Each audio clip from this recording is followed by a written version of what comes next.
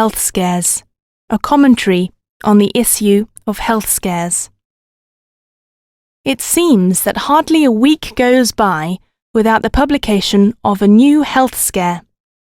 If we were to take all these scares seriously, we would be afraid to eat anything at all. Yet, it is difficult for the layperson to decide which should be taken seriously and which should be taken with a pinch of salt.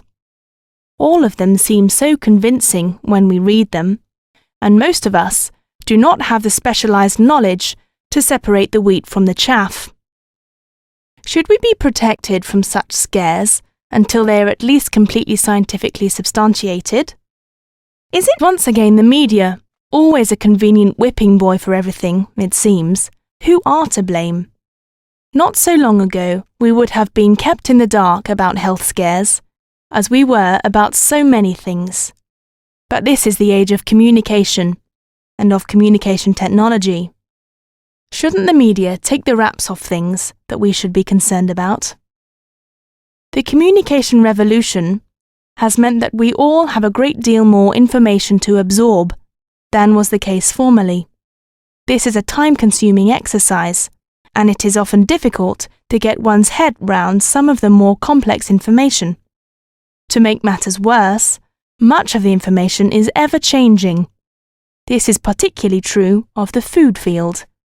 It seems that no sooner do we take on board what we should eat and what we should not, than they move the goalposts.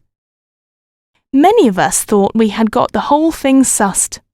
We should avoid red meat like the plague, because it increased our cholesterol levels and was bad for our hearts. Then it was chicken, which was a no-go area because of the risk of salmonella. Still, at least fruit and vegetables were all right, positively bursting with goodness, we were told. Not so now, apparently. Recently, we have been advised that a considerable amount of fruit and vegetables which are on display in our supermarkets have unacceptably and even dangerously high levels of pesticide in them. It appears that whenever we open our mouths and put something in it, we could be damaging our health. We just cannot avoid living dangerously if we are to eat. Probably, the only thing to do is to stop worrying about it. Worry, after all, also endangers health.